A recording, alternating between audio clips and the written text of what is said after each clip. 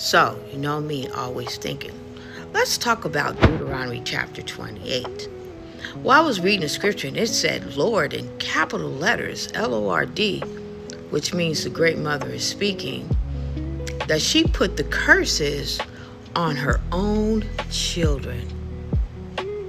Now remember Jeremiah chapter 33, verse 16 and 17, especially 16, it says that she shall sit on the throne of David, and she will be called Lord of Righteousness, capital Lord.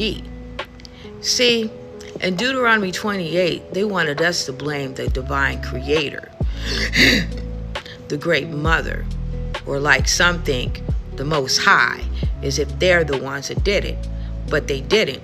And to show you that they didn't, when you go to Deuteronomy chapter 30, verse 7, it says, I'm going to put curses on all my enemies that have done wrong to thy people. So that means if she makes a promise to get back, to put vengeance on all those who did her children wrong in Deuteronomy 28, it would not make sense to say she did it to her people and then turn around and gonna get the people back for doing what they did to her children and her husband. Because remember, we're in the firmament. So that means any vessel that goes, the soul comes back again. And it's a repeat. Right? So with this time, when it comes back, it's not getting out of the curse of Deuteronomy 30, verse 7. There's no promise. Only ones that are getting out are the ones that will gradually get out of Deuteronomy 28. And that's only if their hearts weigh good. Only. If their hearts don't weigh good, I don't care who it is. She's not going to let them out. They will just forever stay in a curse, their whole bloodlines. So that's how you know that the God of the Bible, that's not a God, is the one that did the curse. But he was like the caves that like to hide behind the sheets. And he liked to put it like somebody else did it instead of him claiming and owning up for what he did. I mean, just look at it. And Jehovah is the God of the systems things. That's why the power is laying in the head of the wicked. But it was food for thought. Those two scriptures didn't add up. It's like, why would you put them in a curse when you allowed them to do it to us? Because it was not her that put, or the great father, that put us in the curse. It was their son, Yaldabaoth, that put us in the curse. And Yaldabaoth technically is the brother to Israel and Judah. That's what people don't know.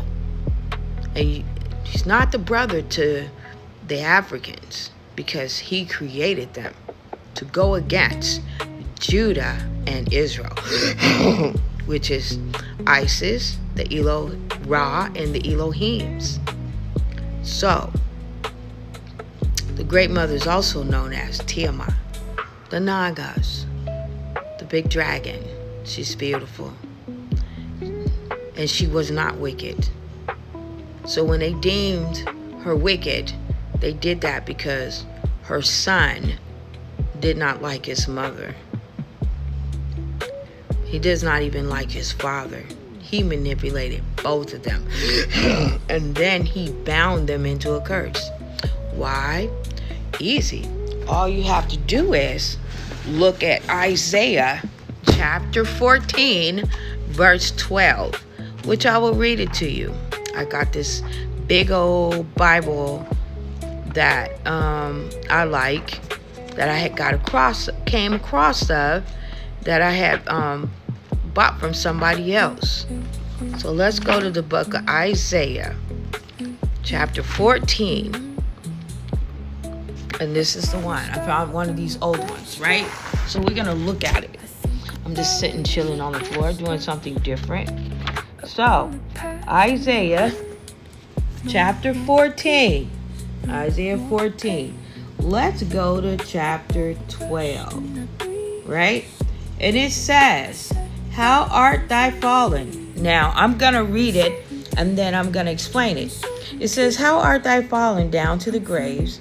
Oh, hold on. How art thou fallen from heaven? Lucifer, the son of the morning. Jesus calls himself the morning. And how art thou down to the ground? And which did weaken the nations. So he's saying, I have come here and I have weakened the nations. For I have in my heart, I have ascended into heaven, and I will exalt my throne above the stars of God. So, which means of the gods. So there, that would be Psalms 82, verse 1, where he has ascended his throne above the gods. And I will sit upon the mount of congregation in the side of the north. I will ascend above the heights of the clouds. I will be like the Most High, that's his Father, Yahweh. And yet, though, I have brought down the hell to the sides of pits. So, now, go to verse 13 again. For thou hast said in my heart that I will ascend into the heavens, right? And I will exalt my above the stars of God. Who is in heaven? His mother, Yahuwah, right? The divine source. And then he said, I will ascend above the heights of the clouds, and I will sit like the Most High. Who is the Most High? His Father, Yahweh. So he's telling you that I'm going to send myself above the mother, divine creator. Jeremiah 33, verse 16 and 17. And then I'm going to be like the Most High, which is Ra. Malachi chapter 4, verse 1 and 2. And if you don't, anywhere you see the Most High, that's talking about Ra. That's talking about his father, her husband. So right then and there, Lucifer has said that. So what did Lucifer tell you? In order to get to the Father, you have to pray to me. That's Jesus. And who called himself the only true God? Jehovah. That's Jesus. That's Satan. That's Lucifer. But you know me.